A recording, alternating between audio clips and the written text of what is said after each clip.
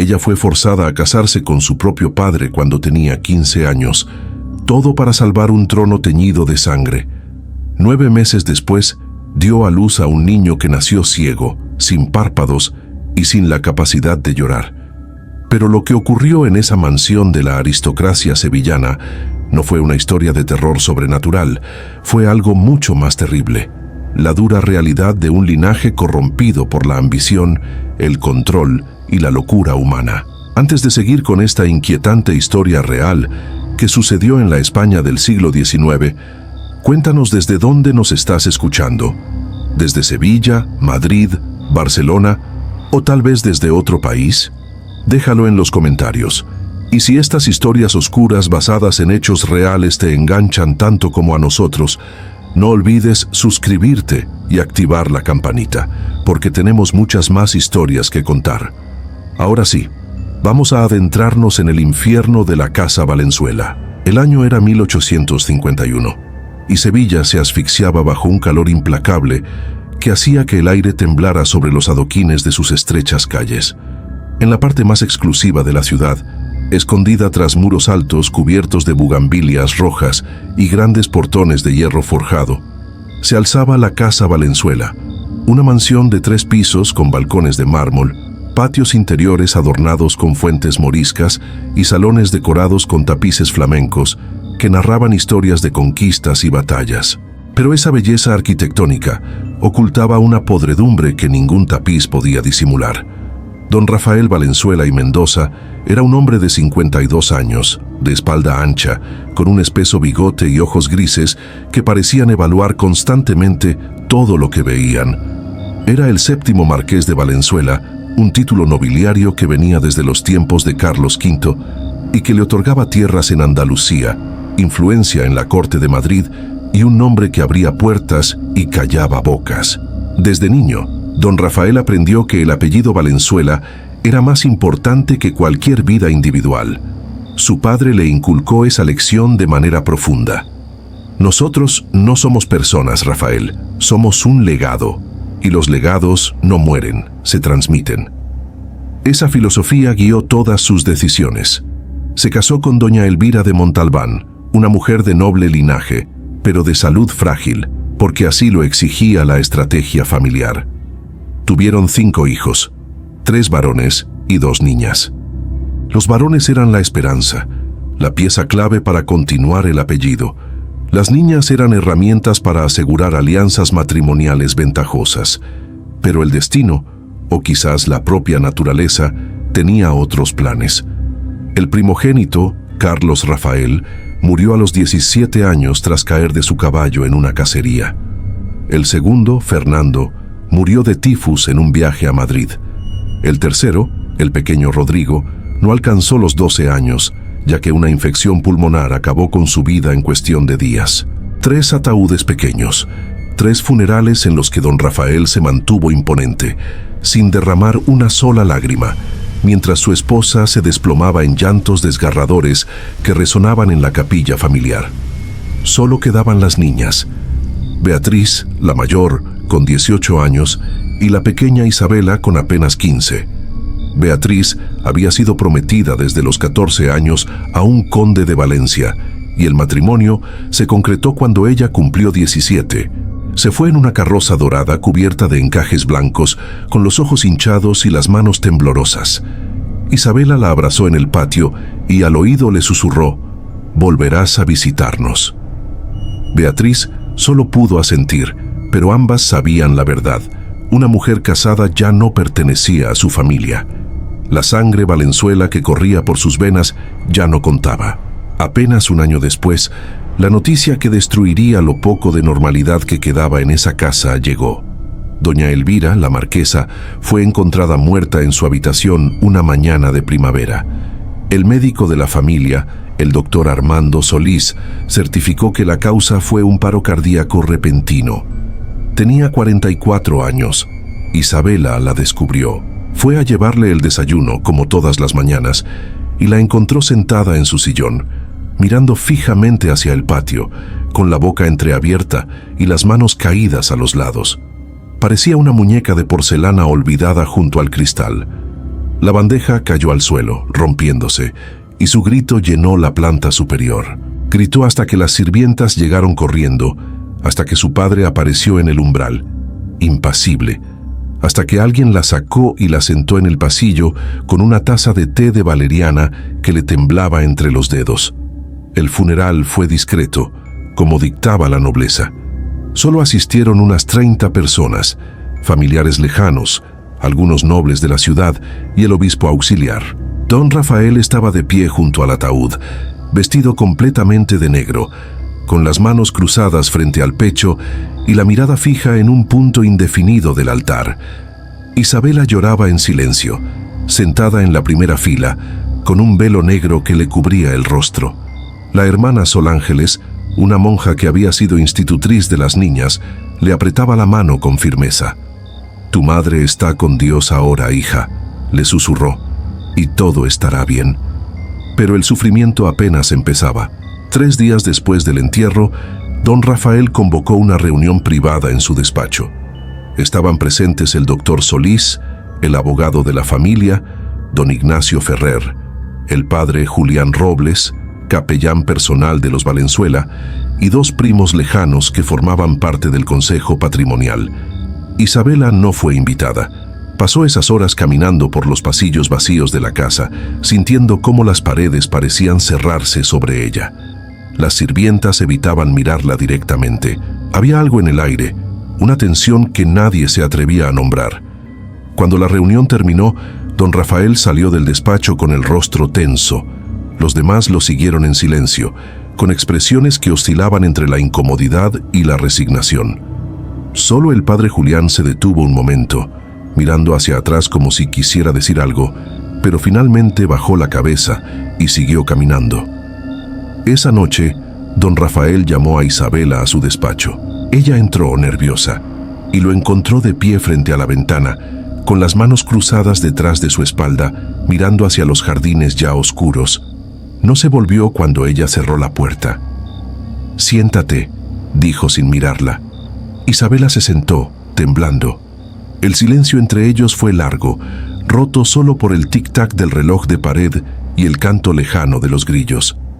Finalmente, don Rafael habló. «La muerte de tu madre nos ha dejado en una situación complicada», dijo con voz grave. «Como sabes, el título de Marqués de Valenzuela y toda nuestra fortuna requieren un heredero legítimo directo. Tus hermanos ya no están, y tu hermana está casada y pertenece a otro apellido. Tú eres lo único que queda de nuestra sangre». Isabela sintió un nudo en el estómago. «Padre, yo…», comenzó a decir, pero él la interrumpió girándose para mirarla. «He consultado con los abogados, con el consejo familiar, con la iglesia. Hay una solución. Dentro de 2 semanas, tú y yo nos casaremos. El padre Julián oficiará la ceremonia en privado. El doctor Solís ha confirmado que estás en edad fértil y darás a luz al heredero que necesitamos para que el linaje Valenzuela continúe intacto». Isabela no podía procesar lo que escuchaba. «No», susurró finalmente, casi sin aliento. «Padre, usted no puede estar hablando en serio. Yo soy su hija, usted es mi padre». «Esto es lo que debemos hacer», respondió él con firmeza. «Y lo harás porque eres Valenzuela, y los Valenzuela cumplen con su deber sin importar el precio». «No», Isabela gritó levantándose de golpe. La silla cayó hacia atrás con un estruendo. «No puede obligarme a esto. Es pecado. Es una abominación». Por primera vez don Rafael mostró emoción, ira. Se acercó a ella y la agarró del brazo con fuerza. «Escúchame bien», dijo entre dientes. «No tienes elección. Eres mía y harás exactamente lo que te ordene». Isabela intentó retroceder. Sus lágrimas quemaban sus ojos. No puedo hacerlo». «Lo harás, y lo harás porque lo ordeno», dijo él, regresando a su puesto junto a la ventana como si nada hubiera ocurrido. «Tienes 2 semanas para aceptar tu destino. Mientras tanto, no saldrás de esta casa. No hablarás con nadie más que con la servidumbre. Y si intentas huir o contarle a alguien lo que pasa aquí, me aseguraré de que todos sufran las consecuencias». «¿He sido lo suficientemente claro?», preguntó él con un tono que dejaba poco espacio para dudas. Isabela no respondió. No podía. La habitación daba vueltas a su alrededor. El aire parecía haberse vuelto espeso e irrespirable. «Retírate a tu habitación», ordenó don Rafael sin mirarla, «y reza. Reza para que Dios te dé la fuerza para cumplir con tu deber». La joven salió del despacho dando pasos inseguros. El pasillo se extendía ante ella como un túnel oscuro e interminable. Cada paso hacia su habitación era como caminar hacia su propia condena. Cuando finalmente llegó y cerró la puerta, se desplomó en el suelo, abrazando sus rodillas contra el pecho. Lloró hasta que no le quedaron más lágrimas. Afuera, la noche sevillana seguía su curso sin inmutarse.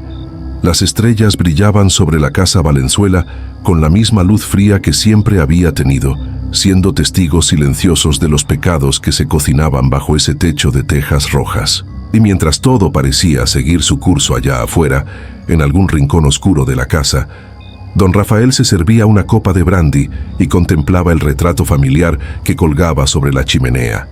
Él, su esposa muerta y sus 5 hijos, 3 de ellos también muertos. «Por el linaje», murmuró levantando la copa hacia el cuadro. «Siempre por el linaje».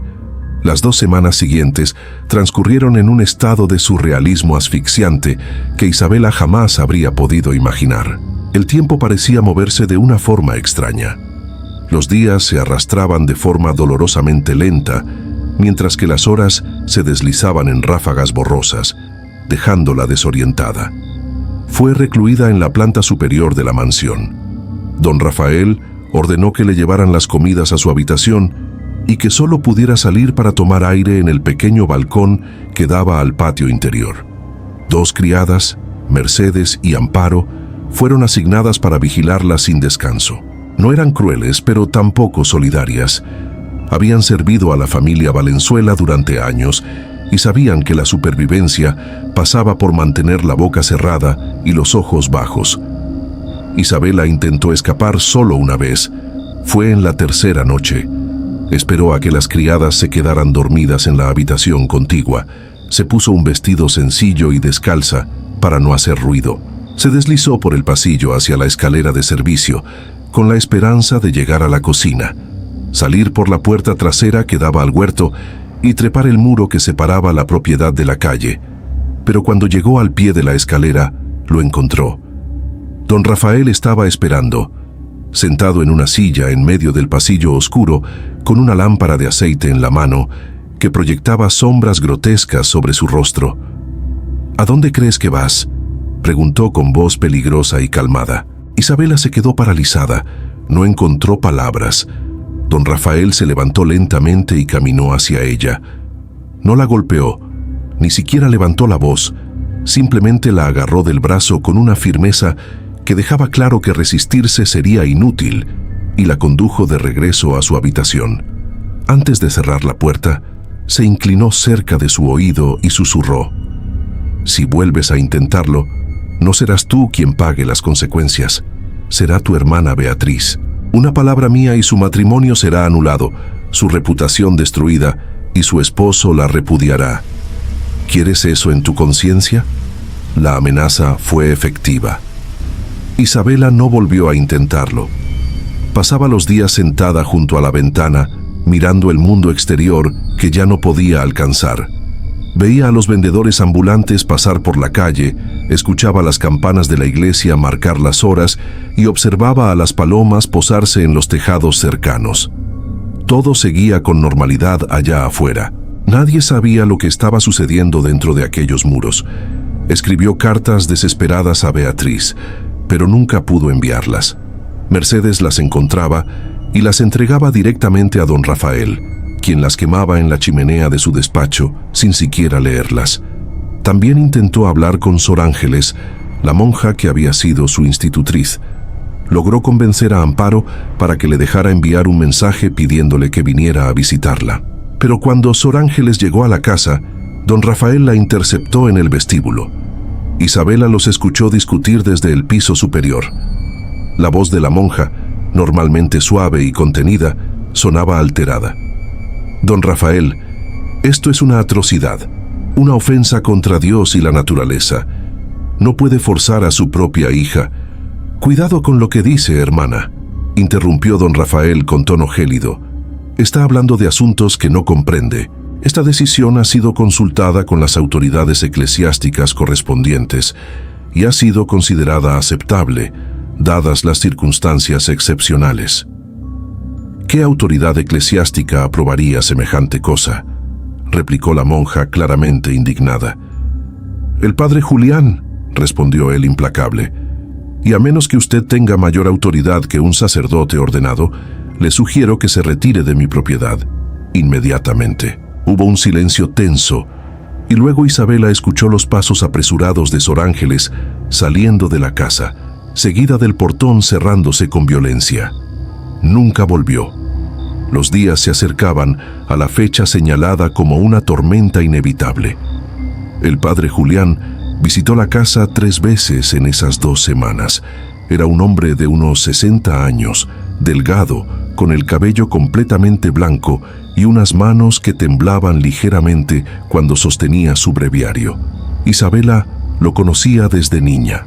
Él había oficiado los bautizos de todos sus hermanos, había dado la primera comunión a las niñas y había consolado a la familia cuando cada uno de los varones murió. Pero ahora, cuando la miraba, no había compasión en sus ojos, solo resignación y algo que parecía vergüenza. «Hija mía», le dijo en una de sus visitas, sentado frente a ella en el pequeño salón contiguo a su habitación. «Sé que esto es difícil de comprender, pero a veces Dios nos pide sacrificios que van más allá de nuestra comprensión humana. Abraham estuvo dispuesto a sacrificar a Isaac.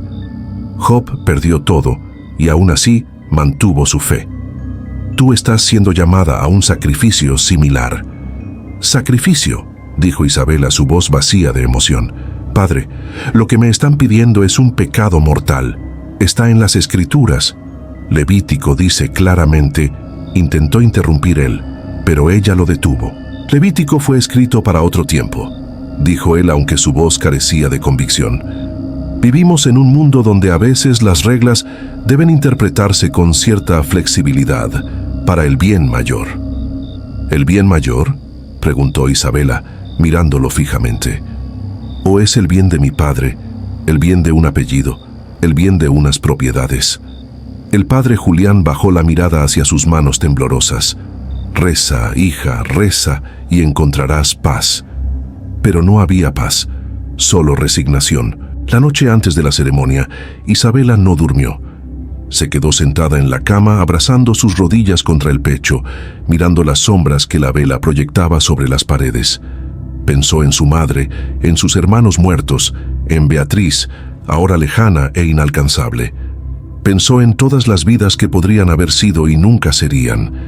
Y por primera vez, desde que su padre le había anunciado su destino, sintió algo peor que miedo o ira. Sintió la completa ausencia de esperanza.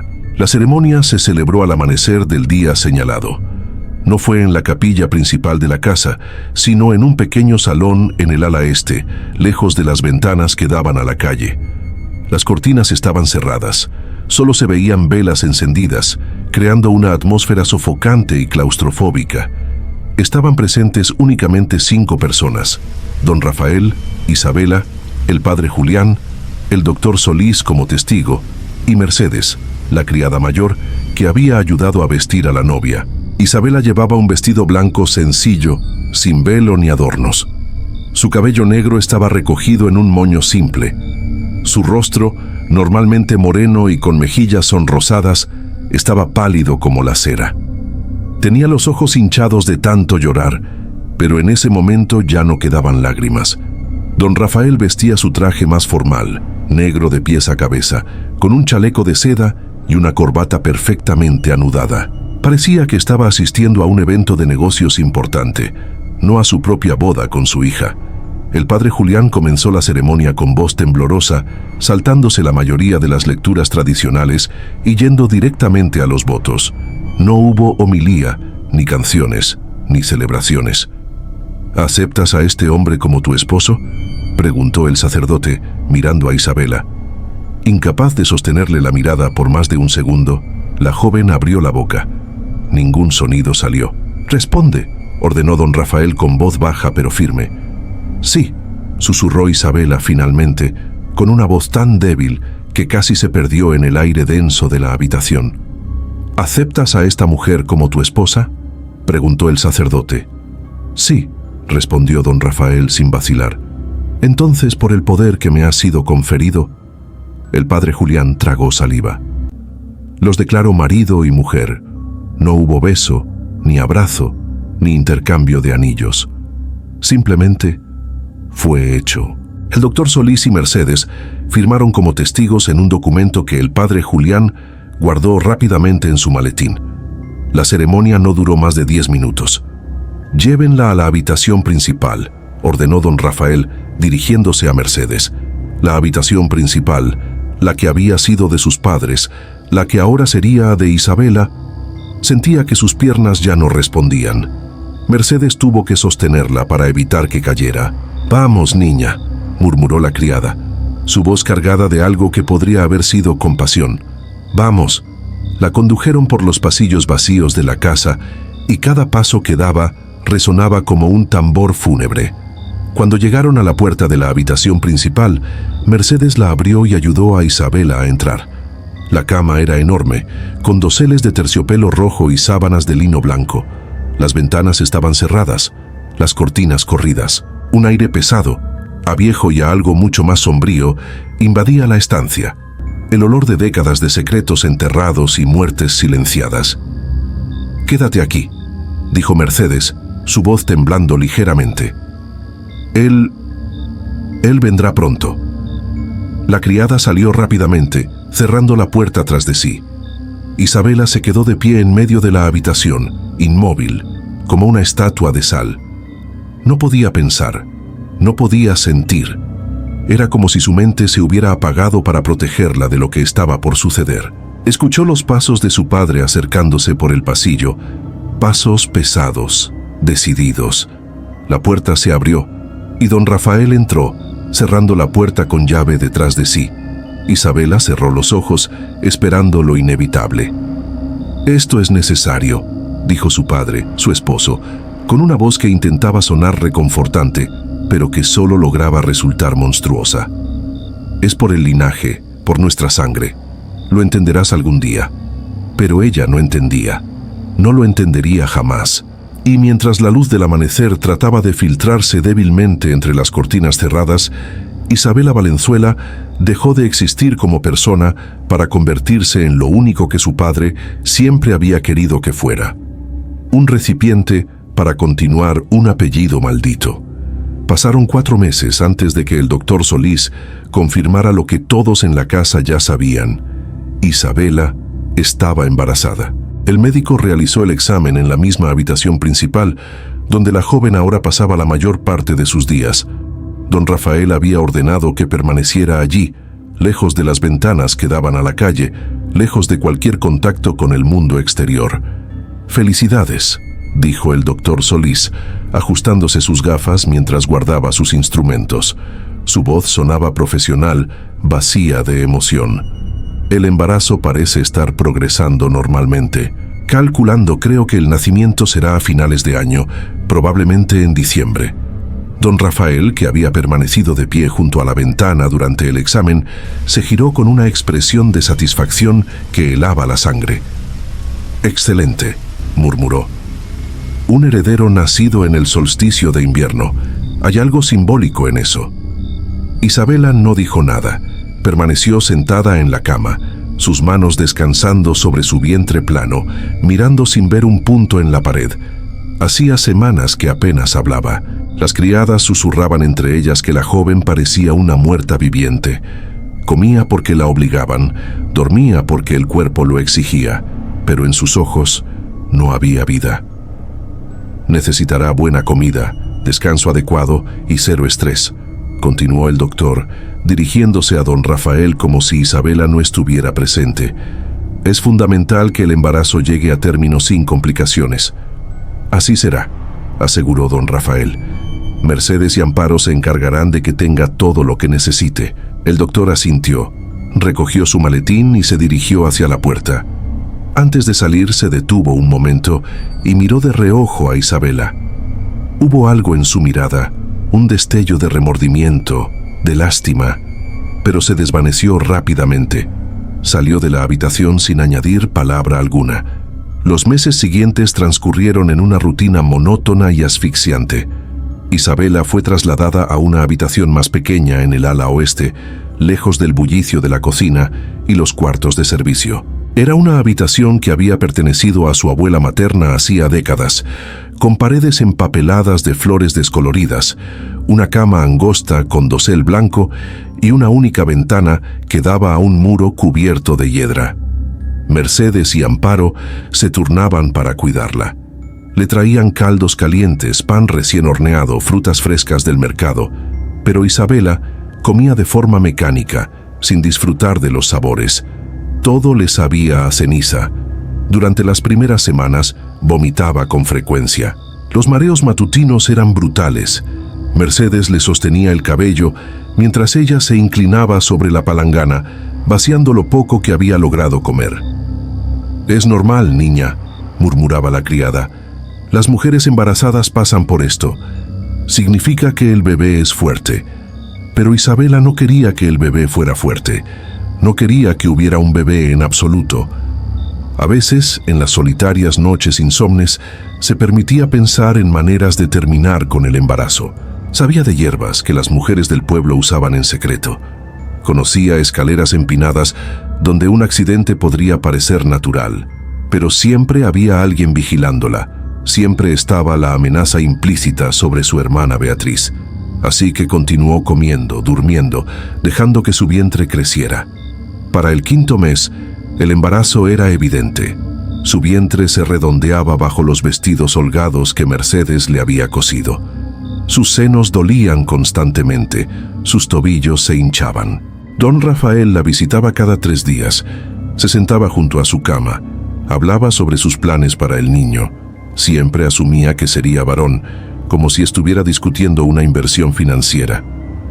«Lo educaremos en casa hasta los 10 años», decía mirando por la ventana. «Luego lo enviaremos al mejor colegio de Madrid. Aprenderá latín, griego, economía, política. Será el marqués más preparado que nuestra familia haya tenido». Isabela lo escuchaba en silencio, la mirada perdida.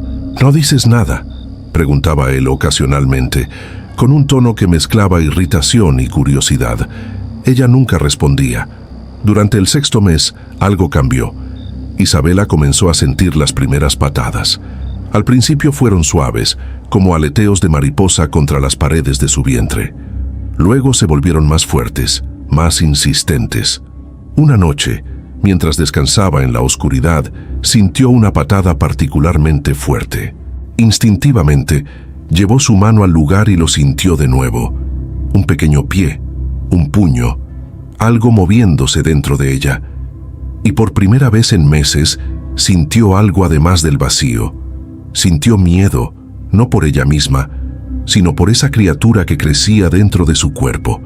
¿Qué clase de vida tendría? ¿Qué clase de monstruosidad sería nacer de tal unión? Sufriría por los pecados de sus padres. Comenzó a hablarle al bebé en susurros durante la noche. «Perdóname», murmuraba, con las manos sobre su vientre. «Perdóname por traerte a este mundo maldito. Perdóname por no ser lo suficientemente fuerte para evitarlo». Mercedes la encontró una noche llorando en silencio, con las manos sobre el vientre. «¿Te duele algo, niña?», preguntó la criada preocupada. «Todo», susurró Isabela. «Me duele todo. El 7.º y 8.º mes fueron los más difíciles. El calor de Sevilla era insoportable ese verano. Isabela apenas podía moverse. Su espalda la mataba, sus pies ya no cabían en los zapatos. Dormía mal, despertándose cada hora con calambres o la necesidad de orinar. El doctor Solís venía semanalmente ahora. Medía su vientre, escuchaba los latidos del bebé con su estetoscopio y anotaba todo meticulosamente en su libreta. «Todo parece normal», informaba al final de cada visita a don Rafael. «El feto es grande. Probablemente el parto será difícil, pero la joven es fuerte». «¿Debería sobrevivir?», preguntó don Rafael con una sonrisa tensa. «¿Debería?», repitió el doctor, incómodo. «Ningún parto está libre de riesgos, señor, pero haré todo lo posible». A medida que se acercaba la fecha probable del nacimiento, la atmósfera en la casa se volvía aún más tensa. Don Rafael ordenó que prepararan una habitación como sala de partos.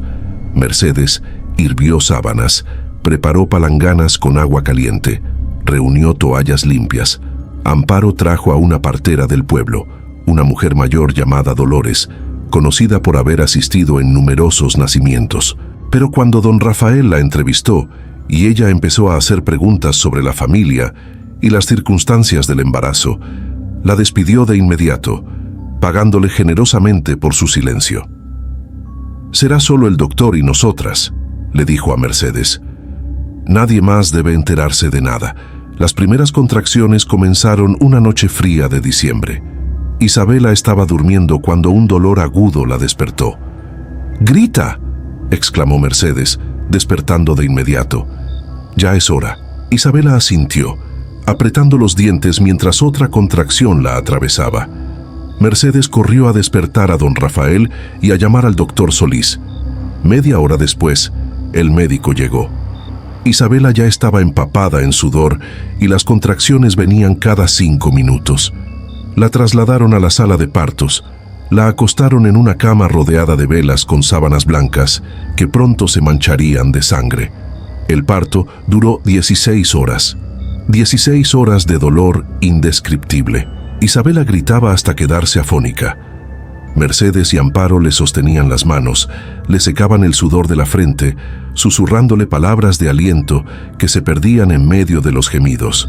El doctor Solís trabajaba con eficiencia clínica, dando instrucciones precisas, verificando constantemente la dilatación, preparándose para intervenir quirúrgicamente si era necesario. Don Rafael esperaba afuera, caminando de un lado a otro como una fiera enjaulada. Cuando finalmente el bebé coronó, el doctor Solís gritó: «¡Empuja!».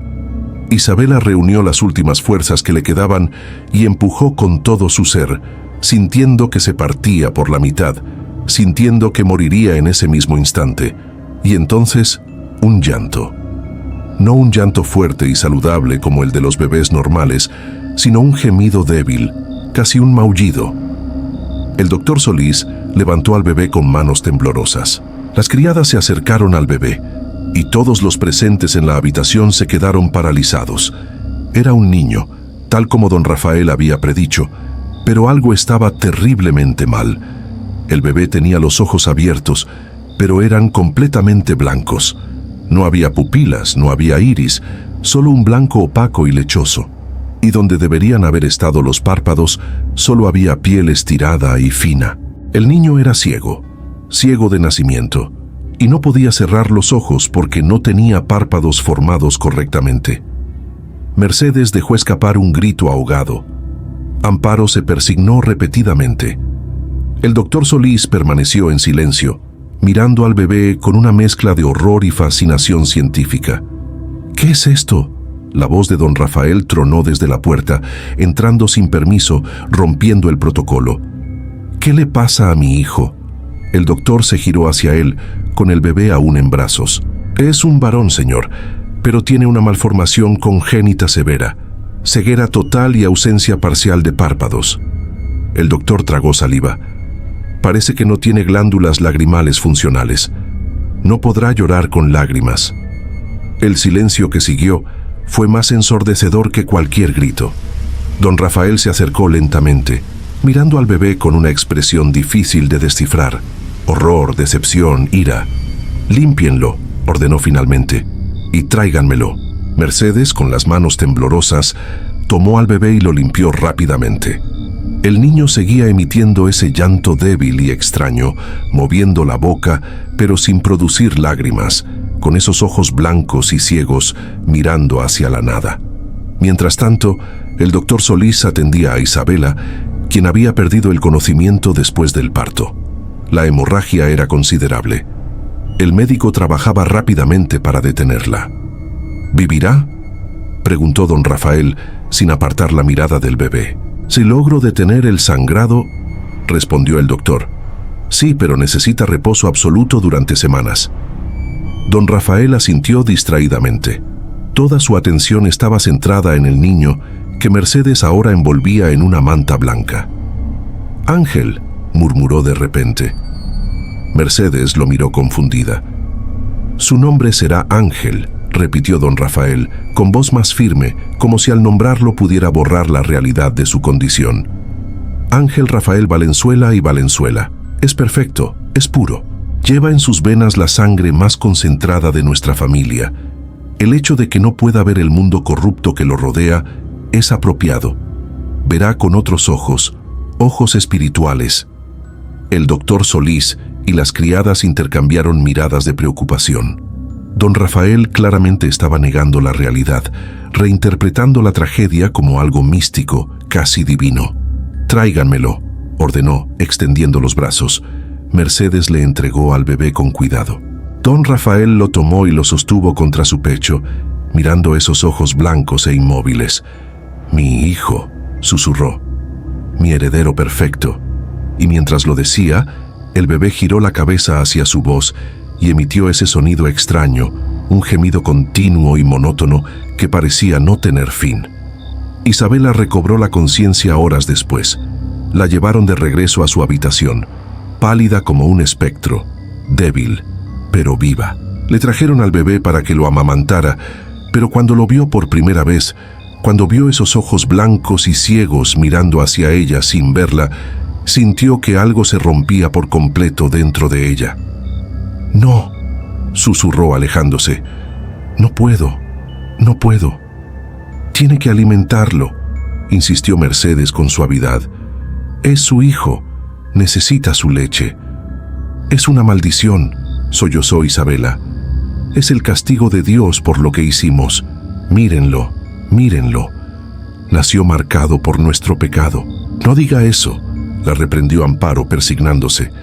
«Es solo una criatura inocente». Pero Isabela no podía verlo así. Cada vez que miraba al bebé, veía la evidencia física de la abominación que había sido forzada a cometer. Veía el precio del orgullo de su padre. Veía su propia destrucción hecha carne. Aún así, no tuvo opción. La obligaron a amamantarlo. Y mientras el niño se alimentaba con desesperación silenciosa, Isabela miraba hacia otro lado, con lágrimas rodando por sus mejillas, sintiendo que cada día que pasaba se hundía más en un abismo del cual nunca podría escapar. Don Rafael, por su parte, parecía haber entrado en un estado de negación total. Pasaba horas junto a la cuna del bebé, hablándole, cantándole canciones de cuna, tratándolo como si fuera completamente normal. «Eres especial», le decía al niño. «No como los demás, mejor que los demás, más puro, más verdadero». El doctor Solís regresaba semanalmente para revisar tanto a Isabela como al bebé. Sus informes eran clínicos y desalentadores.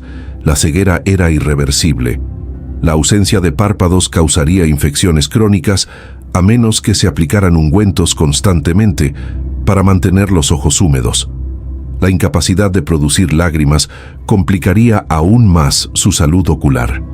«¿Sobrevivirá?», preguntó don Rafael durante una de esas visitas. «Posiblemente», respondió el doctor.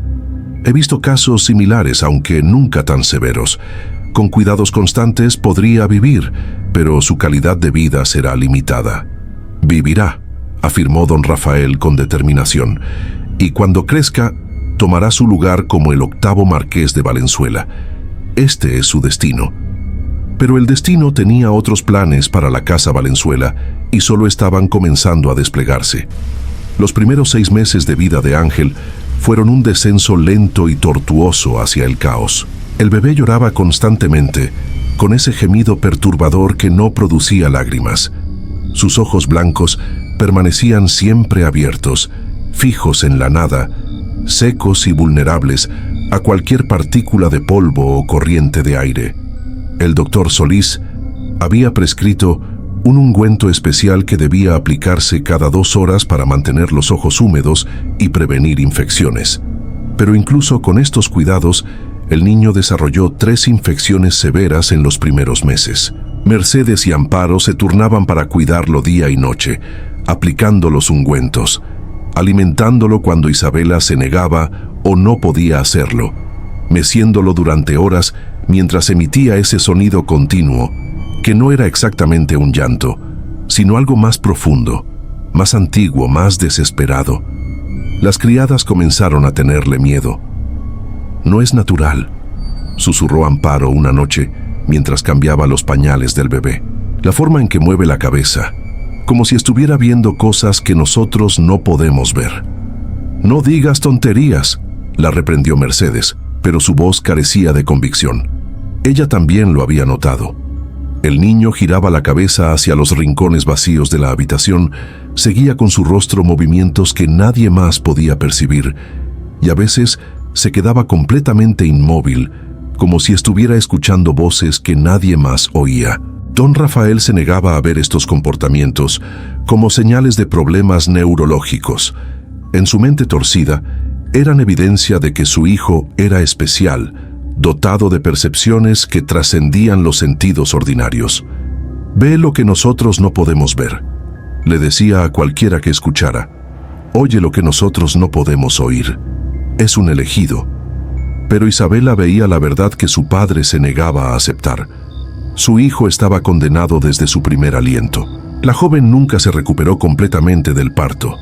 Físicamente sanó lentamente bajo los cuidados del doctor Solís, pero mentalmente algo fundamental se había roto dentro de ella.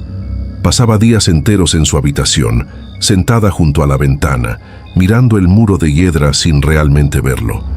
Dejó de comer a menos que la obligaran. Dejó de hablar casi por completo.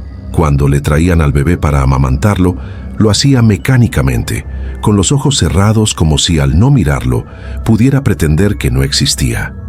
Las criadas susurraban que se estaba volviendo loca, y tenían razón. Todo comenzó con los murmullos.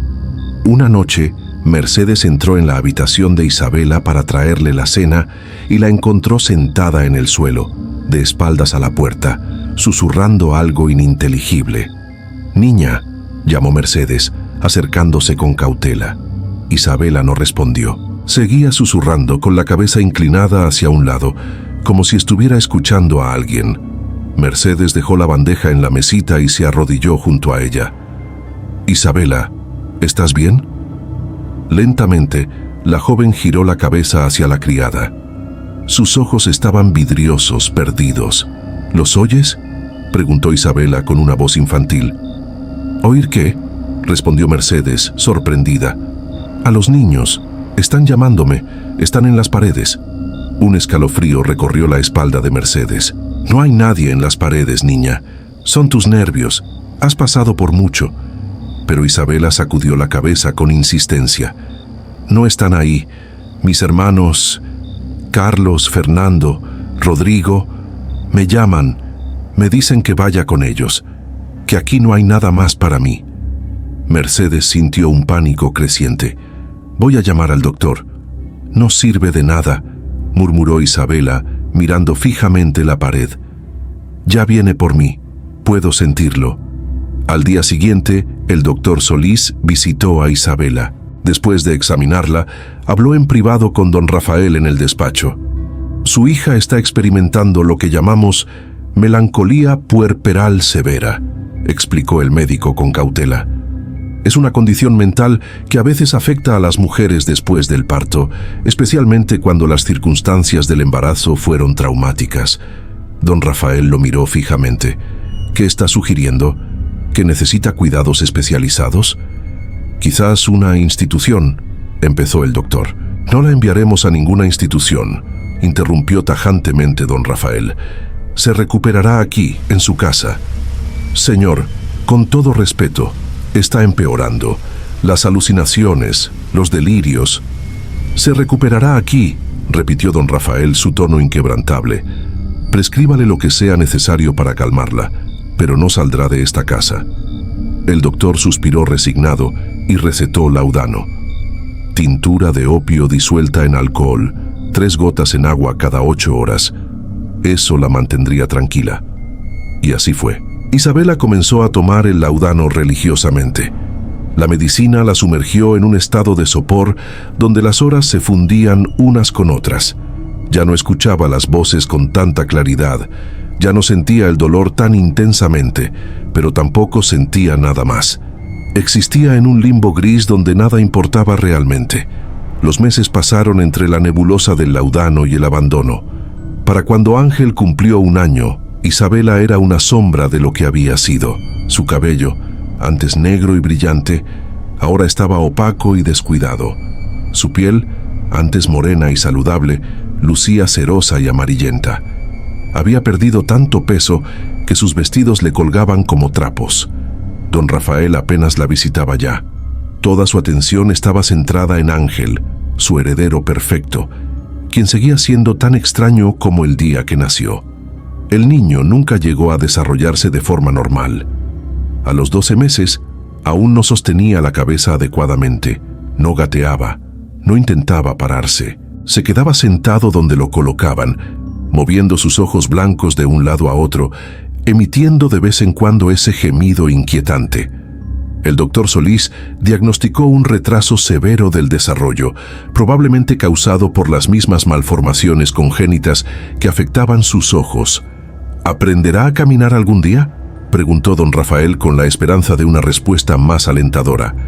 Es difícil saberlo, respondió el doctor honestamente. He visto casos donde niños con condiciones similares desarrollan algo de movilidad, pero su hijo tiene múltiples complicaciones. La ceguera, los problemas neurológicos, la falta de tono muscular. Será un camino largo y difícil, si es que hay algún camino. Pero don Rafael seguía negando la realidad. Pasaba horas cada día con el niño, cargándolo, hablándole sobre el futuro glorioso que le esperaba, sobre el legado Valenzuela que algún día heredaría. Las criadas comenzaron a abandonar la casa. Primero Teresa, una de las cocineras jóvenes, quien simplemente no se presentó un día. Luego Carmela, que ayudaba con la limpieza. Después Manuel, el jardinero. Uno tras otro, los sirvientes encontraban excusas para marcharse o simplemente desaparecían sin dejar explicación alguna. Los que se quedaban susurraban entre sí sobre cosas extrañas. Pasos en el ala este durante la madrugada, cuando todos estaban dormidos. Puertas que se cerraban solas y, sobre todo, los sonidos provenientes de la habitación de Isabela durante la noche. Isabela había comenzado a hacer algo nuevo y perturbador. Cantaba canciones de cuna en medio de la noche, con una voz dulce pero desafinada que resonaba por los pasillos vacíos, a veces en español, a veces en un idioma que nadie reconocía. Y cuando alguien entraba a verificar, la encontraban sentada en el suelo, rodeada de algo que helaba la sangre. Muñecas. Docenas de muñecas que ella misma fabricaba. Las hacía con trapos viejos, retazos de cortinas, ropa usada. Pero lo más perturbador era el cabello.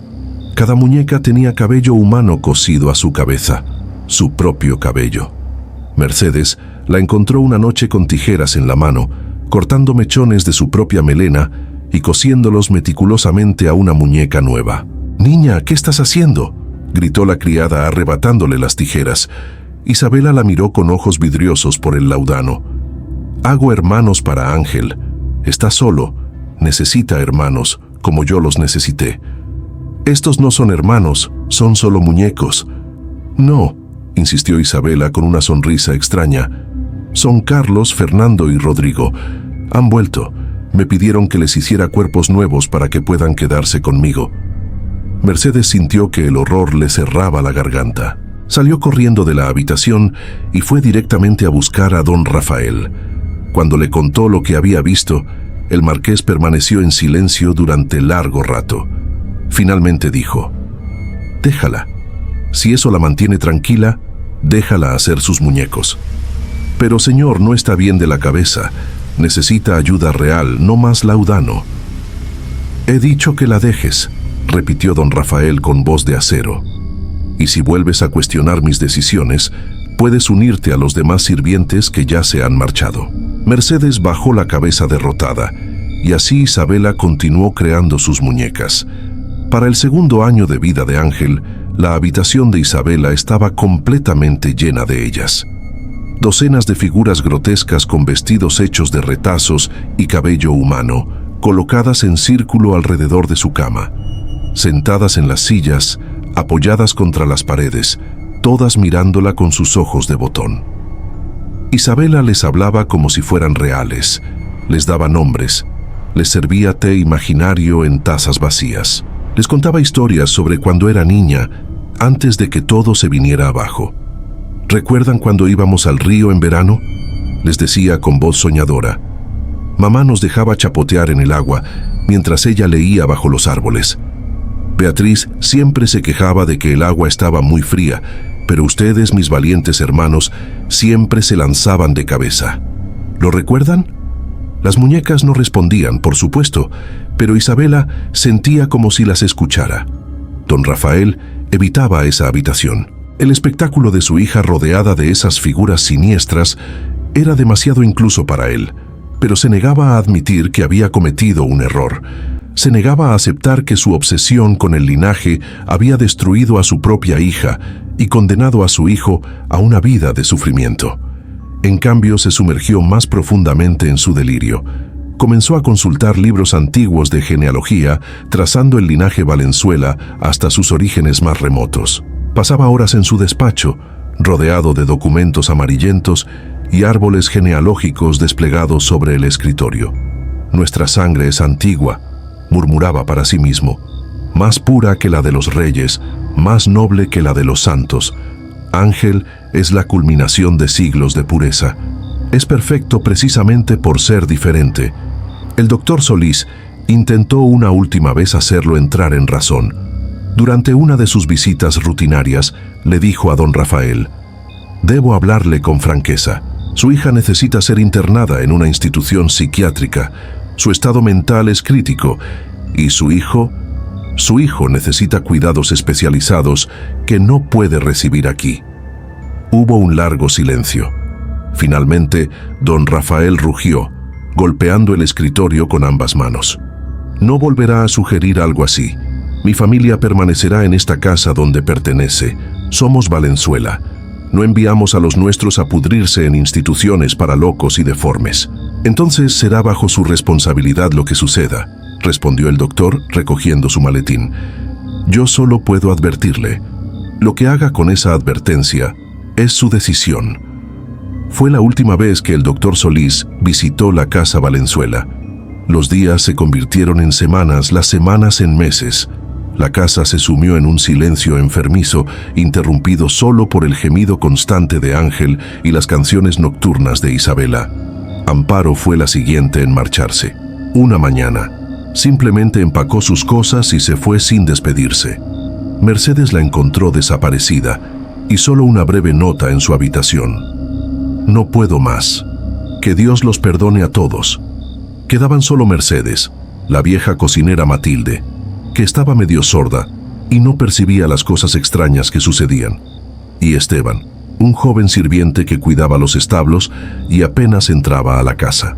La casa Valenzuela, que alguna vez fue un símbolo de poder y prestigio, se estaba transformando en un mausoleo habitado por fantasmas vivientes. Y entonces llegó la noche que lo cambiaría todo. Era octubre de 1853. Ángel tenía casi 2 años. Isabela estaba en su habitación, rodeada de sus muñecas, tarareando una canción mientras cosía cabello a una figura nueva. Mercedes subió a llevarle la cena y encontró la puerta cerrada con llave desde dentro. «Niña», llamó golpeando suavemente, «te traje la cena». No hubo respuesta. Mercedes insistió golpeando con más fuerza. «Isabela, abre la puerta». «Nada». Un mal presentimiento se apoderó de la criada. Corrió a buscar a don Rafael, quien subió con una llave maestra y abrió la puerta con violencia. Lo que encontraron dentro los perseguiría por el resto de sus días. Isabela estaba sentada en el centro de la habitación, completamente inmóvil, con los ojos abiertos, pero sin vida. A su alrededor, dispuestas en un círculo perfecto, estaban todas las muñecas que había creado, docenas de ellas, con sus ojos de botón mirando hacia el centro, donde ella se encontraba, y en su regazo descansaba un frasco vacío que alguna vez había contenido laudano. «No», susurró Mercedes corriendo hacia ella. «No, no, no», pero era demasiado tarde. Isabela estaba muerta, había tomado todo el contenido del frasco, una dosis letal que le otorgó la paz que tanto buscaba. En su mano izquierda sostenía una última muñeca, aún sin terminar, y en la derecha un papel arrugado con palabras garabateadas torpemente. «Perdónenme, ya no puedo más. Los hermanos me llamaron y esta vez debo ir. Cuiden de Ángel. Él no tiene culpa de nuestros pecados. Que Dios tenga misericordia de todos nosotros». Don Rafael se quedó paralizado en el umbral, mirando el cuerpo sin vida de su hija. No gritó, no lloró. Simplemente se quedó allí, de pie, mientras todo su mundo cuidadosamente construido se desmoronaba a su alrededor. Mercedes comenzó a sollozar, abrazando el cuerpo frío de Isabela, y desde algún rincón de la casa se escuchó el gemido interminable de Ángel, ese sonido que nunca cesaba, ese llanto sin lágrimas que parecía lamentar un sufrimiento más allá de las palabras. La casa Valenzuela había cobrado otra víctima, pero la historia aún no terminaba. El funeral de Isabela fue aún más discreto que el de su madre. No hubo misa pública, no hubo velorio. Don Rafael ordenó que el cuerpo fuera preparado rápidamente y enterrado en la cripta familiar durante la madrugada, cuando las calles de Sevilla aún dormían. Solo estuvieron presentes Mercedes, Matilde la cocinera y Esteban. Ni siquiera llamaron al padre Julián. Don Rafael mismo leyó unas palabras frente al ataúd, su voz monótona y vacía resonando en la cripta húmeda. «Descansa en paz, hija mía, tu sacrificio no será olvidado». Pero todos sabían la verdad. Isabela no había hecho ningún sacrificio voluntario. Había sido consumida por la ambición de su padre, destruida pieza por pieza, hasta que no quedó nada más que huir hacia la muerte. Después del entierro, algo cambió en don Rafael. El hombre que había sido tan firme, tan convencido de la rectitud de sus acciones, comenzó a desmoronarse. Pasaba días enteros encerrado en su despacho, sin comer, sin dormir, murmurando para sí mismo mientras revisaba obsesivamente los documentos del linaje Valenzuela. Mercedes lo encontró una noche hablando con los retratos de sus hijos muertos que colgaban en las paredes. «¿Lo ven?», les decía con voz quebrada. «Preservé el linaje, cumplí con mi deber. ¿Por qué no me responden? ¿Por qué me miran así?». La criada salió silenciosamente, con lágrimas en los ojos. La casa Valenzuela se había convertido en un infierno de culpa y locura. Ángel cumplió 3 años, en diciembre de 1854. El niño nunca aprendió a caminar, nunca habló. Se quedaba sentado donde lo colocaran, con sus ojos blancos mirando eternamente hacia la nada, emitiendo ocasionalmente ese gemido sin lágrimas que helaba la sangre. Don Rafael seguía insistiendo en que su hijo era especial, pero ya nadie lo escuchaba. Mercedes cuidaba al niño por pura compasión, no por lealtad al marqués. En marzo de 1855, apenas 3 meses después del tercer cumpleaños de Ángel, el niño desarrolló una fiebre alta que el ungüento ya no podía controlar.